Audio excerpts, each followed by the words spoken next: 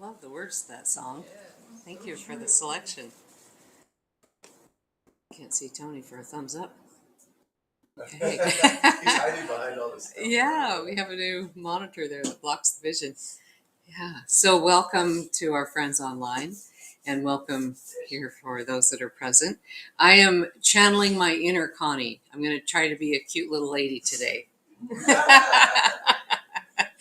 So so I'm doing the opening and closing prayers in her behalf. And this is one of the prayers that she provided. It's just lovely. It's one of her talents is writing these beautiful benevolent prayers.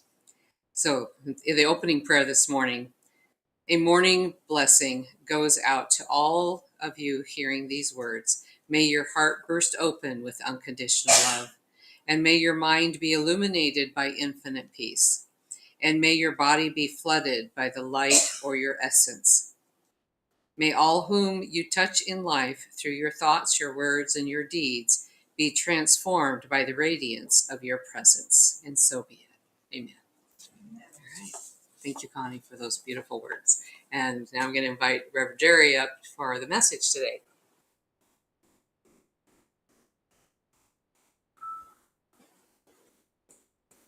Thank you, Madge.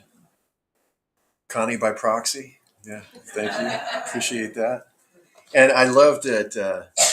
I love that prayer had to do with presence because that's what today's message is about. Today's message is entitled "The Great Question." So, good morning, everyone, and good morning, everyone online in a different place or in a different time. Really, really glad that you're here.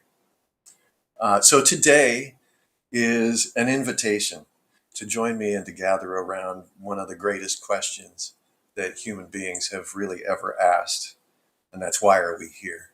And I'm not going to think that I can answer that question, but I'd like to explore a few different perspectives and points of view around that.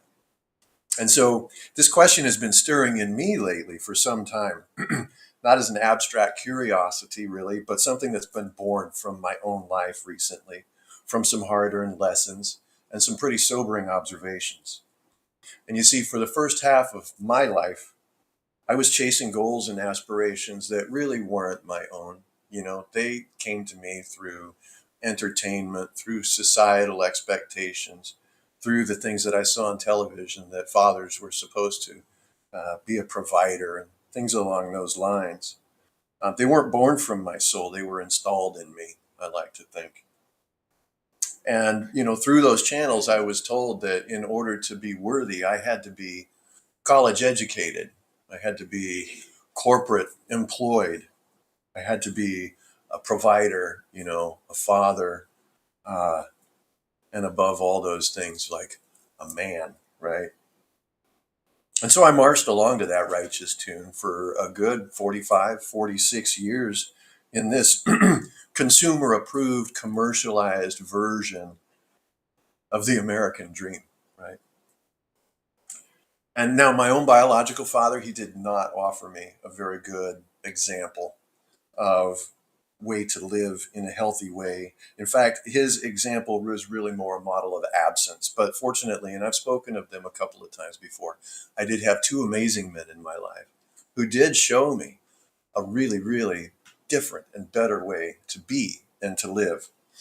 Despite that, though, I decided that I was going to learn it all on my own.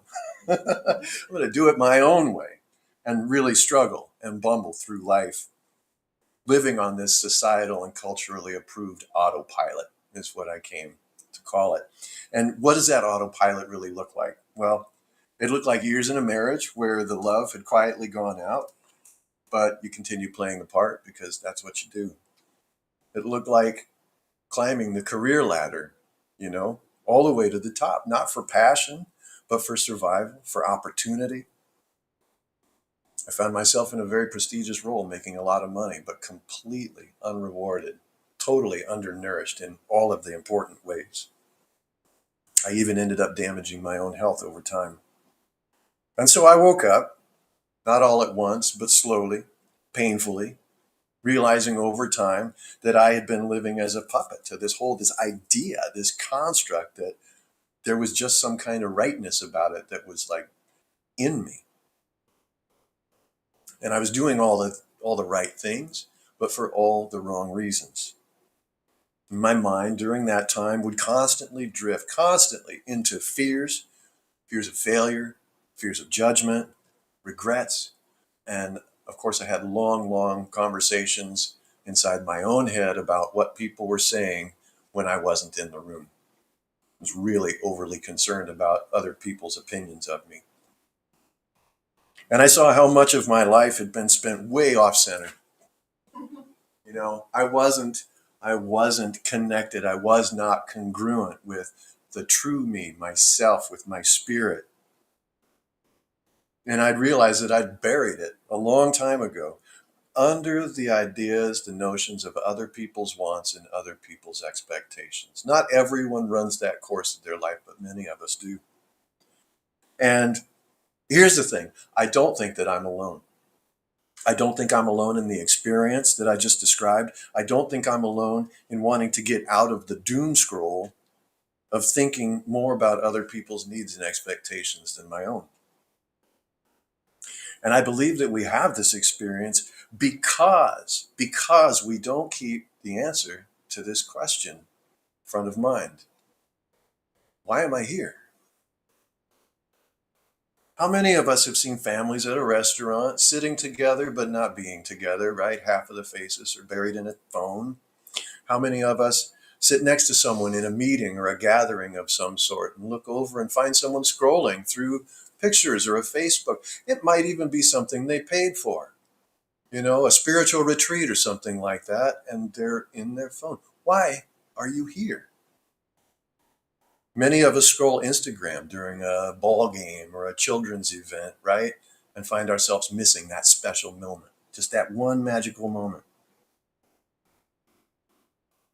And we become a people so distracted and so fragmented, so mentally somewhere else, anywhere else, but here, that the miracle of presence, the miracle of our own mindfulness, of being here, of living here, of existing here, is slipping through our fingers.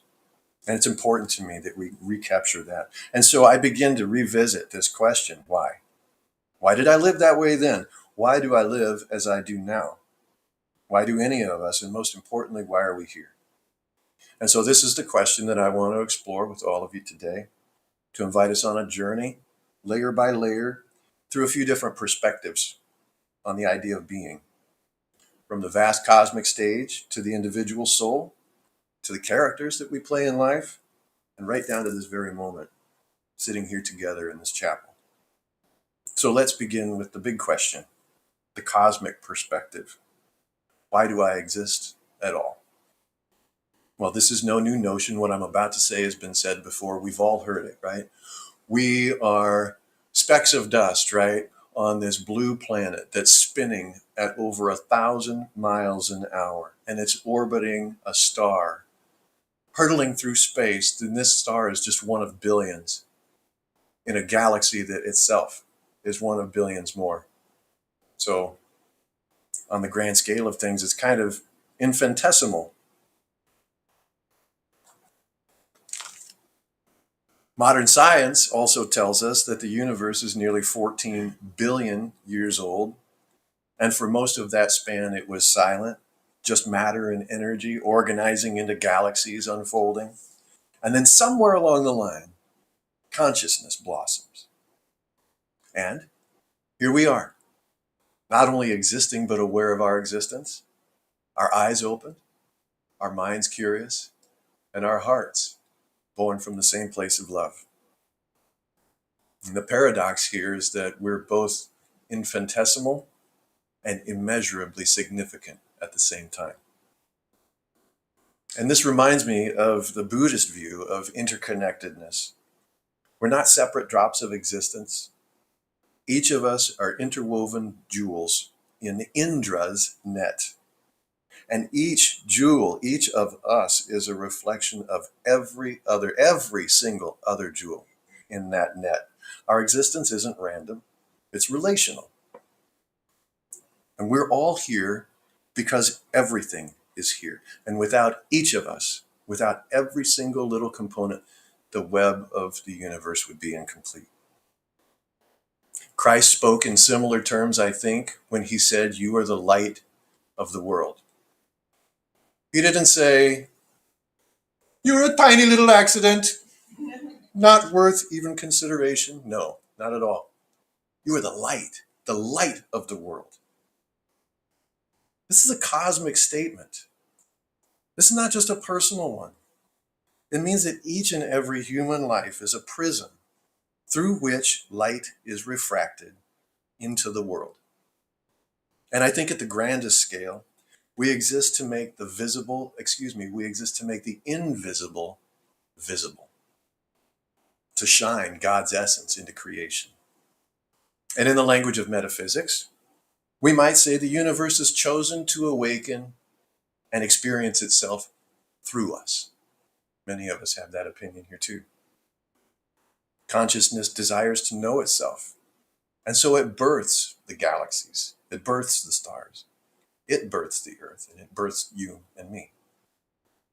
And across every tradition, the image arises as a great symphony. Galaxies, the stars, the rivers, trees, beasts, and humans all alike, we play a note. And alone, our note may feel small.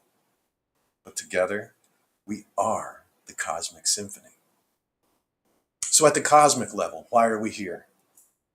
I believe we're here to think, to awaken, to witness, and most of all, to participate. My dad, Clabe, he would tell me often, "Life is fun, son, get in it." And I know what he means now. Really, get in it, really play with it. The founder here, Reverend J. Smith, right? What was one of the things that he would talk about most? Test the universe. Apply your knowledge. Test the universe. Watch for a response. Do it again. Rinse, wash, repeat. Participate. And so dropping down a level now into the soul perspective. Why are we here in this particular life, in this form, in this particular body? Well, at the soul level, Buddhism doesn't really speak of an eternal soul in the same way that many of us are familiar with. It speaks more of our existence as continuity of consciousness, a stream of causes and conditions all flowing from one life into the next. And that Buddhist might say that life is shaped by karma, and karma is this flow of causes and conditions. And also that to be born in human form is a rare and tremendous gift, and it's beautiful. And that each of us are here. Here's the part that I don't like so much. We're here to face suffering directly. Right? We're not here to escape from it. We're here to learn from it. Our difficulties, our heartbreaks, even our own confusion become the teachers. They become the masters that bring us to wisdom, that bring us to compassion. And Yeshua the Christ spoke in John 15:16, "You did not choose me, but I chose you, and I appointed you so that you might go and bear fruit that will last." And that really strikes to me. It means that our life has intentionality. It has purpose. We're not random. We're created to grow something lasting. Love, kindness, service, truth. These things that bless others and echo beyond our own lifetime. And from a metaphysical lens on that same topic, we could say that before we were born, we made the choice. We chose this very incarnation. We chose this body, this time, this place, and even the circumstances that we suffer. Some even say that we've entered into a contract knowing all of this in advance. That's helpful for me in some places, I can say. And the idea here is that we made these choices knowing that this situation offers our soul the ideal conditions to grow in the ways that it needs to. An example of this would be, I'm going to share this, moving through a change in my relationship with my oldest son. We've had a relationship that's been close and distant, and it seems to ebb and flow in that way. And the change in our relationship about a year ago is probably one of the hardest things that I've had to face in our relationship. And I believe that each of us before living this life knew that this struggle would be here. And we knew that we would hurt each other in the ways that we did, that we would let that blood, and that we would strike each other's that we would strike each other's hearts, knowing full well in advance the pain that that would cause. But the point, the purpose, right, is knowing on that side, it doesn't feel right here, but on that side, we knew that that's what you need, Dad. That's what you need, son, to move into the next phases of life, right? To rise up into that next level of vibration and awareness and love, ultimately. So I like to think that we both knew about that arrangement before we got into it. It's helpful. It's very helpful. So why are we here? Okay, on the soul level, excuse me, sorry. Why are we here, though, on the soul level, in this body, at this time? It's because we have work to do. This life is a sacred classroom. A lot of us would agree. And our very being is a sacred gift right back to the God that made us. Going a little bit deeper into the personal level, why am I here today in this identity, in this character, this person I call Jerry? And every one of us have roles to play: mother, father, friend, worker, seeker. We have names, we have personalities that we present to the world. We have traits that we say, well, that's me. And sometimes we forget that all of these are just masks and costumes worn by our soul. The Buddha taught the doctrine of anatta, which is no fixed self. What you and me would call I or me is a bundle of thoughts, right? Sensations, stories, experiences. And while the personality, which is the amalgam of all of this, is, or the ego, a lot of us consider that the ego, is enough to move and to operate in this world, it is not the ultimate. And Buddhism teaches that by seeing this illusion, the notion or the construct of the self, one can cease to cling to it, which helps us to end greed and fear and the suffering that arises from this crazy idea that we own stuff or that we are in control, right? And the Apostle Paul even said in Galatians 2:20, it's no longer I who live, but Christ who lives within me, right? And here again, what a profound statement. What a profound statement. That the deepest truth in our identity is not the little I, it's not all those things, it's not the amalgam of those experiences, but it's the greater presence, it's that of the I am moving through us that matters most. And in metaphysics, we say sometimes, well, we often say that the persona is the costume and the soul is the actor. We hear this from a lot of people in community. That the character might change from play to play or in multiple lifetimes, perhaps even, but the essence behind the character remains eternal. And so at this level, why are we here as this person in this identity? I think there are commonalities, and I think we might agree that we're here to learn to love, to grow and to learn to grow, and to move through this life that we create all along the way, bringing spirit forward to shine. And so finally down to the present moment. This is the very most important of all. And I believe, I'm going to jump off page and do a quick editorial. I really believe that getting to know the answer to the first three questions help us get to why are we here, wherever we are in any moment in our lives. And most importantly, understanding that cuts through a whole bunch of other confusion. Really, when we know why we're here, we can operate in a much more intentional way. And I'll get back to the page because I'm losing my thought there. But It's really important to know ourselves and to know why we are where we are and what we're doing, and to honor that and to be present in it.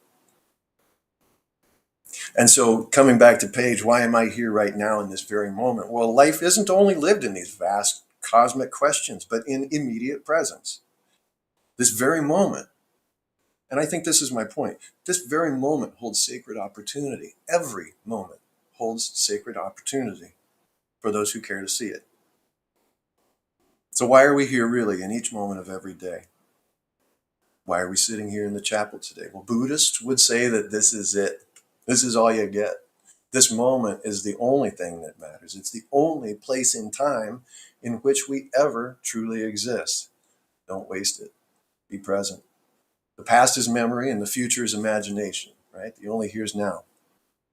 The Christ, again, with these three references, also spoke of presence. When he said, don't worry about tomorrow. Each day has enough trouble of its own. That's true, right? And he points us again and again to the sacredness of today. He says, look at the lilies. Stop to see the birds, to see the hand of God in what is right here, right now, all around you. The divine is not waiting for some distant future. It's always present in this moment because it is this moment. And metaphysics, again, affirms that each moment is sacred, right? Each here is a convergence point of choice, energy, and possibility. And that we're all here in this chapel is not random. That you're joining us near or far or in a distant time is not random. It's an appointment with spirit, just as every day and every moment is exactly so. So, on that level, why are we here in this moment? It's because here is where the awakening happens. Here is where love happens. Here is where love becomes a transformative verb. And specifically, here is where we help ourselves master every day, and where we help each other do the same. But, friends, here's the challenge, right? So often we think of amazing thoughts like this. Why am I here? We have these great perspectives that come to us, these realizations, and often we will find ourselves drifting back into living the way that we did before because that phone is there, because the situation is the same. We're easily and often distracted, and our fears and insecurities have a way to pop in. We scroll through life half asleep, barely noticing the sacredness of the moment and our own existence, and frequently we miss the cues to observe the little miracles. I heard a kid the other day, just the laughter of a child in a coffee shop. It was a couple of tables away, and in that moment, it was music. I loved it. You know, or like the smell of rain after a hot Oregon day. Man, if it rains tomorrow, it's going to smell so good, right? I liken that lifestyle to driving down like a breathtaking mountain view drive and just watching the dashboard for how fast you're going. You know, you miss everything, right? Life is happening now, right? Spirit is whispering now. Spirit is shouting now. Little miracles are popping off like crazy. The answer to why I'm here is always found in the place where you are right now, where your feet are, in the breath that you take, in the presence that you bring, in all that we can observe. And just take a moment to look around. Here's an idea. Set an alarm for a random time of day, any time of day, just a random time of day. When that alarm goes off, stop what you're doing just for a moment and have a look around for something really pretty amazing. You'll find it. It's there. It surrounds us all the time. So what's the purpose of all this? Excuse me. What's the invitation? What's the reminder? What's the challenge, right? I always try to bring something at the end. Well, I think most it's to live not as distracted travelers, but as awakened participants, right? There's so much unfolding in front of us right now. It's an amazing time to be alive. This is our time to reclaim our why, not as a lofty idea, but as a daily practice. To pause and ask, why am I here in this moment, in this conversation, in this argument? Why am I invested in feeling cranky or whatever that might look like in that moment. The answer might be cosmic. It might be, I am here as the light of the universe. Maybe it's soulful. I'm here to grow and to give. Maybe it'll be personal. I'm just here to live this story with authenticity. Try to get that one, authenticity, and love. Or maybe it's just simple. I'm just here to breathe and to listen and to notice spirit right in front of me. Whatever the answer is, the key is to be awake enough to ask it and present enough to live your answer. I would also say here that this is an invitation to further examine why we're here. It might just be to revisit some of the basics once in a while, or maybe often. So, the cosmic, we'll just wrap it up again. The cosmic, awaken, witness, reflect, and most of all, participate. Get in it. Life is fun. Get in it. The soul level, we're here to grow and to give through all the circumstances, right? As much as possible. And at the personal level, we're here to bring God's essence into creation through our own natural gifts and expressions. So, beloved ones, friends, the mystery of why we are here may never be fully solved by the mind. It's probably too much to wrap it around. But perhaps the point isn't to solve it, but just to live it. To live knowing that we are stardust and spirit. To live knowing that our lives are entrusted with purpose. And above all, to live knowing that behind the persona is a radiant soul.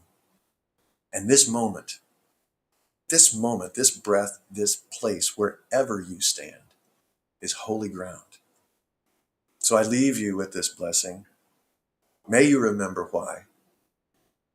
May you live to awaken the cosmic, the soulful, the personal, and the present. And may you find in every moment that the answer has been waiting for you all along, exactly where you are right now.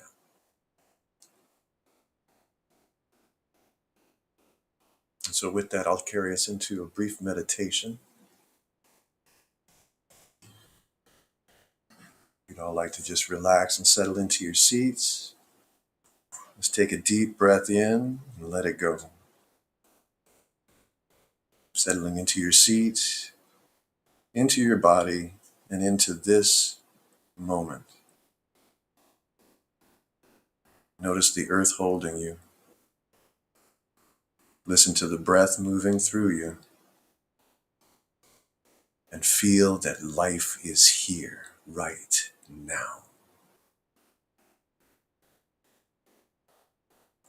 Imagining yourself as a point of light, held in the vast expanse of the universe. Galaxies swirl around you and stars are born.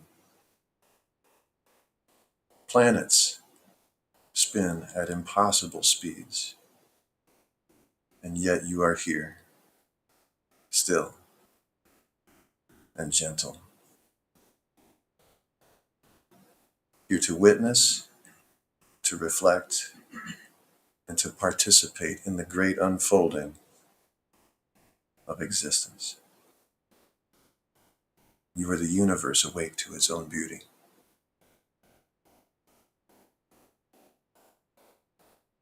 Now turning inward, feel into the deeper current of your being, the unique spark of spirit that makes you feel alive.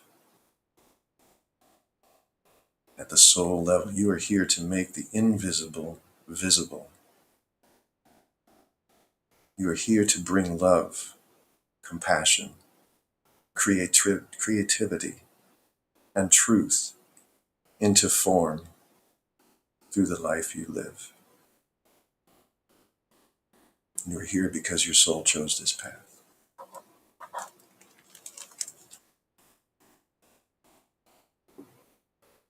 And now notice the you that walks through the world, the roles, the character. At this level, you're here to learn. You're here to stumble. You're here to rise and to grow. Your story, with its struggles and triumphs, is the classroom of spirit.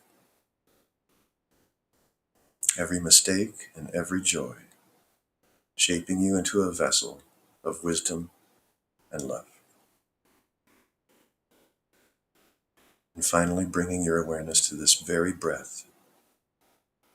At the most immediate level, why are you here? Simply to be alive, to be awake, to notice this sacred moment. No past to carry, no future to chase, only this moment.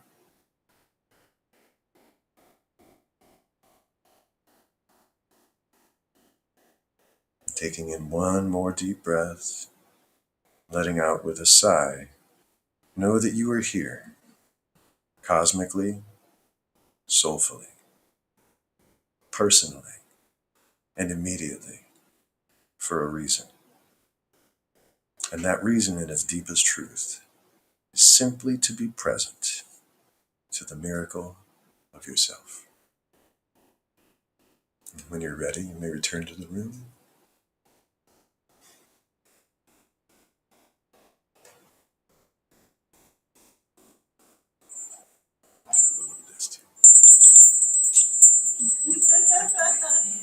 We have to. I forgot my singing bowl. I was going to ding my bowl, but I forgot to. So. Welcome back, everyone. Thanks for coming back. Thanks for joining us. So this brings us around to the time of offerings. And I'm going to do my best. So we'll just pretend like this is kitchen offering. We have them missing. All right, kitchen offerings. Okay, excellent. So this is the time of our offerings. So place your offerings between your hands, whether that is your time or your talent, or preciously the best and most formative energy that we like to receive is a little bit of money. So thank you for your generosity. We do very much appreciate it. It helps keep the lights on, and it helps keep these services running for a lot of people who benefit from it. So, Spirit, let's pray over this as well. Spirit, we are so grateful for our abilities to give generously of our time, of our talent, or of the energy of money. We are so grateful to be able to offer this. We know in offering that it will move out into the world, into community, and it will do its work, returning to us many, many times over in great abundance.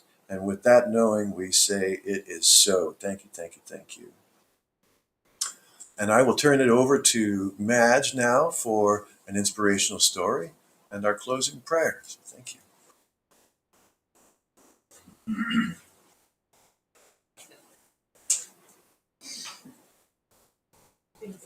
All right. So I found this little story that was, I get a daily email. It's a guidance one, and I felt inspired to check it this morning. And it's like, I love this story because it's such a reminder of how we are as humans, and it goes right along with Jerry's message, ironically, of course. No big surprise. But the story is based on a verse out of James. I forgot to copy it. Anyway, verse of the Bible. But be doers of the world and not healers only. And so the story is based on that. And I thought, well, that's very interesting. The story is a real story that this woman submitted. And it's my husband Wayne and I have always enjoyed road trips. On a recent one, we stopped for gas at one of those stations that had a small grocery attached, along with a fast food franchise. We took the opportunity to eat lunch. While we were enjoying our meal, I noticed a young man gazing at the overhead menu. I heard him sigh and turn away. I wondered if he was hungry and couldn't afford the meal. After we finished eating, I stepped into the grocery area to pick up a couple of bottles of water for our trip. I saw the same young man again. He was wandering down the aisle, looking at the food items, checking the price, and then returning them as if they were more than he could afford. I finished our purchase and returned to the car while Wayne finished up in the restroom. As I sat in the vehicle, I felt, as she says, I felt the Lord speak in my heart, telling me to give the young man some money. I didn't feel I could go up to a stranger and hand him money. It would be insulting. Then I felt a nudge to tell the young man I found this $20 bill on the ground, and so it must be his. She said, I wrestled with this, and before I knew it, Wayne returned to the car and started the car up. And then she said, ever since then, I've regretted leaving without following God's lead. She said, I missed a blessing. I have a new determination to listen when the Lord speaks and act promptly. So she didn't listen. It says, then the verse after that is, please help me, or her prayer to that was, Lord, please help me to not only listen to your still small voice, but also to respond immediately and take care of the young man from the market. So I thought, that is something all of us have probably done from time to time. We've had a prompting to do something for someone, and then we didn't really act on it. And then later we kind of regretted it. It's like, well, I wished I'd have done that. And that goes right along with being a doer in the world and not just a healer. And, do it. That is healing. That is being the healer in a sense, to act upon that. And I was reminded yesterday, I stopped at the grocery store or some store, I don't remember what it was, but the gal didn't have a 5 in change to give me, so she had to give me all ones. And what my practice has been is to take all my ones and put them in my console of my car, of my van. And then if I'm prompted to hand money out to a panhandler at the corner, then I hand them, some ones. That's how I've been using my ones. And so this woman handed me this wad of ones, and I thought, oh, okay, somebody's going to need some money. So I put it in my console. Yeah, so it's just been this little practice. It's not really any skin off my nose. Really, I don't even miss it in a sense. It's not like I'm making a big sacrifice, which would be a bigger blessing. It's, it's no skin off my nose, but it's a blessing to someone else. And it's something so doable for me, to just get some ones. You go through a drive-through for coffee, and there's a couple of ones, and I just stick it in my console. So anyway, I want to be that person that acts promptly and does those kinds of things, because I've done the same thing from time to time where I thought, oh, I really wished I'd have done this or done that. So anyway, I thought it was a good story. Be present. What's your purpose? Help humanity in a small, very small way. All right, in closing, join me in the closing prayer. May you take the illuminating and inspiring message given this morning into your life as a blessing, to be used to help you on our life's journey. In your week ahead, may you find the guidance of the Creator God in all that you do, and may you find yourself giving out unconditional love to all you encounter. And may the radiance of your presence bless the world. Amen. Thank you, Connie, for those beautiful prayers. And we're going to close our broadcast for today. Thank you so much for joining us. Our heart to yours. All right. Oh, I'm back. I'm still